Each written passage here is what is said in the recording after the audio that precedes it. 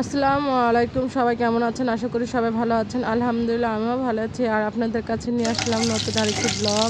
আর আজকে আমি টাকি মাছের ঝুরঝুরি করব বা বাগার বলেন যেটাই। আর আমি টাকি মাছটা ভালো করে সিদ্ধ করে নিয়েছি। আর সিদ্ধ করে নেওয়ার পর এটা কাঁটাটা ছাড়িয়ে নিয়েছি।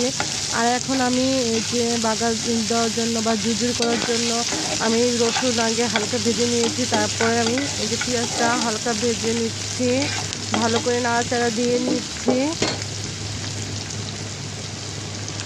আর এই টাকি মাছের ঝুরঝুরিটা খেতে অনেক মজা। আর আমি এখানে কিছু কাঁচামরিচ দিয়ে দিলাম,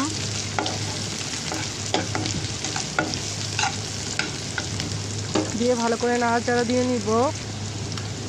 তারপরে আমি একটু আদা রসুন বাটা দিয়ে দিলাম।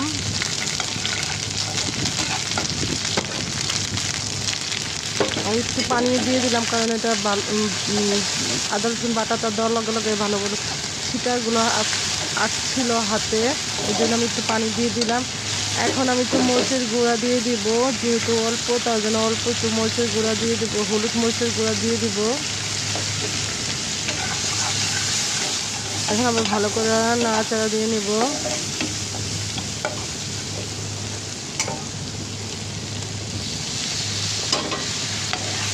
একটু পানি দিয়ে দিলাম।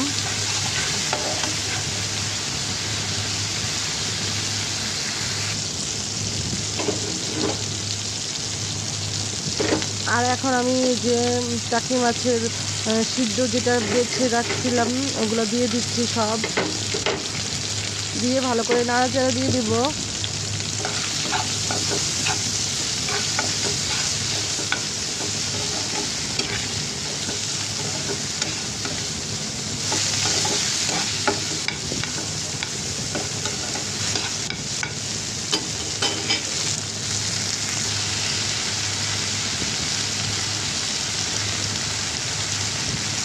এখন আমি একটু লেবু পাতা দিয়ে দিচ্ছি, যেন ফ্লেভারটা, লেবু পাতার একটা ফ্লেভার আছে ওটা যেন আসে। আর মেন কথা, টাকি মাছগুলো অনেক দিনই ফ্রিজে ছিল, তার জন্য যে এরকম আমি ঝুরঝুরি করে রেখেছি। শুধু টাকি মাছ না, যে কোনো মাছ দিয়ে এরকম ঝুরঝুরি করা যায়। আর আমার ভিডিওটা ভালো লেগে থাকলে একটা লাইক, একটা কমেন্ট, একটা শেয়ার